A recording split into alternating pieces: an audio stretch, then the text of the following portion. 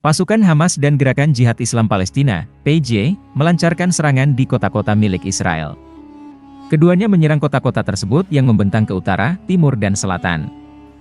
Sayap militer Hamas Brigade Al-Qassam pada Selasa 24 Oktober meluncurkan serangan roket ke arah Tel Aviv dan Bir el-Sabeh.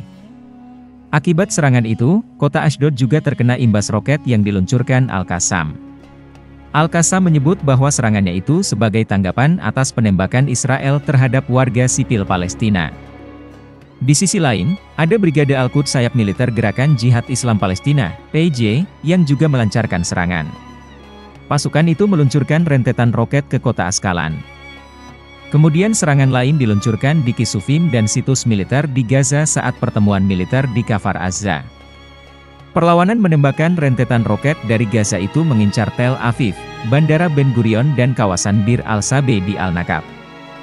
Tentara Israel pun mengonfirmasi bahwa serangan roket secara intensif menargetkan Greater Tel Aviv bahkan kota-kota yang ada di penjuru negara. Sebelumnya, Al-Qassam juga menargetkan Kibbutz Miftahim, Israel dengan serangan roket, terus menyerang posisi musuh dan berkumpul dengan mortir kaliber berat. Brigade Al-Quds melaporkan bahwa mereka menembaki pertemuan militer pasukan pendudukan Israel di Kibbutz Sufa dengan mortir. Otoritas Israel mengklaim telah menangkap juru bicara Hamas dalam operasi militer terbaru di wilayah tepi barat. Penangkapan juru bicara Hamas ini dilakukan saat perang masih berlangsung antara Israel dan Hamas, yang memicu krisis kemanusiaan di jalur Gaza. Seperti dilansir CNN, Jumat, 20 Oktober 2023, penangkapan Hassan Youssef yang merupakan juru bicara Hamas ini diungkapkan oleh Dinas Keamanan Israel Shin Bet dalam pernyataan kepada CNN. Shin Bet menyebut Youssef ditangkap dalam operasi militer Israel di wilayah tepi barat pada Kamis 19 Oktober waktu setempat. Sosok Youssef dikenal sebagai tokoh Palestina terkemuka, yang menjabat sebagai juru bicara resmi Hamas di wilayah tepi barat. Youssef juga diketahui memegang kursi di Dewan Legislatif Palestina. CNN sebelumnya melaporkan bahwa Youssef diyakini termasuk dalam 60 anggota Hamas yang ditahan oleh Israel dalam operasi militer di wilayah tepi barat baru-baru ini. Tepi barat merupakan wilayah Palestina yang diduduki Israel dan turut merasakan dampak perang yang berkecamuk di jalur Gaza. Youssef pernah beberapa kali ditangkap oleh militer Israel sebelumnya dan telah menghabiskan total 24 tahun mendekam di penjara Israel atas berbagai tuduhan, mulai dari penghasutan, memasuki Yerusalem tanpa izin dan karena menjadi anggota Hamas.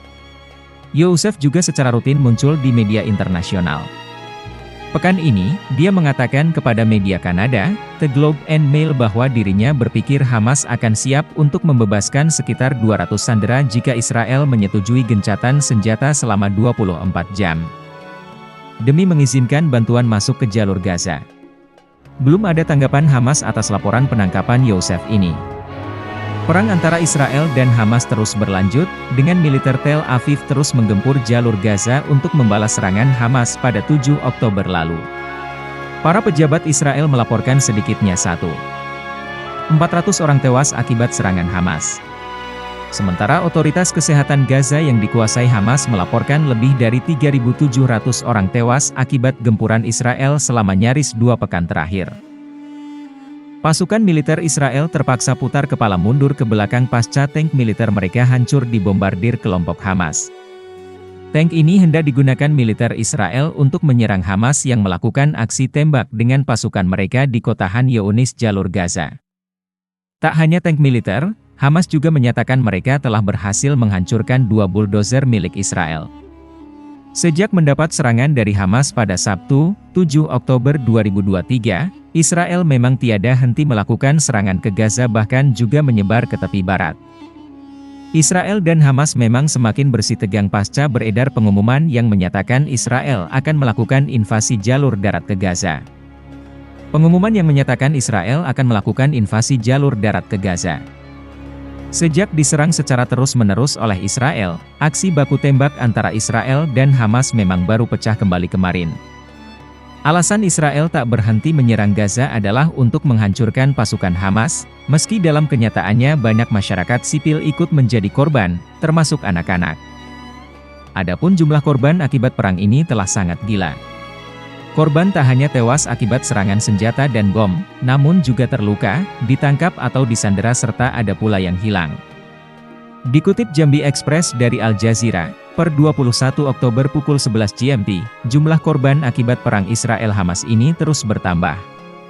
Warga yang tewas di Gaza Palestina mencapai 385 orang termasuk di dalamnya anak-anak sebanyak 1.756 orang, serta 967 perempuan dan juga 11 jurnalis.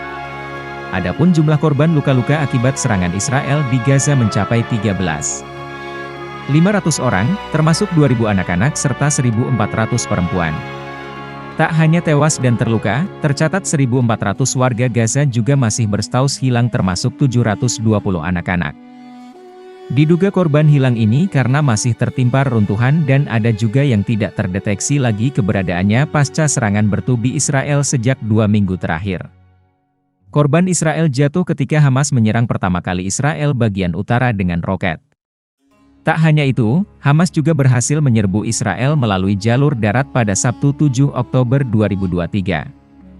Pihak Israel mengklaim jumlah warga mereka yang tewas akibat kejadian itu adalah 1.405 orang termasuk diantaranya 57 orang tentara dari pihak keamanan Israel. Kemudian 5.007 warga Israel tercatat mengalami luka-luka. Dan korban yang dinyatakan hilang atau disandera oleh Hamas mencapai 200 orang termasuk diantaranya warga Amerika Serikat. Serangan Israel juga telah menjalar ke tepi barat. Al Jazeera mencatat, korban tewas di sana 84 orang, di dalamnya juga ada 30 anak-anak dan perempuan. Sementara korban yang terluka telah mencapai 1.400 orang dan 1.040 orang lainnya belum ditemukan karena ditangkap. Begitu banyak korban karena yang diserang Israel adalah kawasan kamp pengungsian Nur Syam tepi barat yang lokasinya tak jauh dari Israel. Tepi barat merupakan wilayah yang dipimpin langsung oleh otoritas Palestina.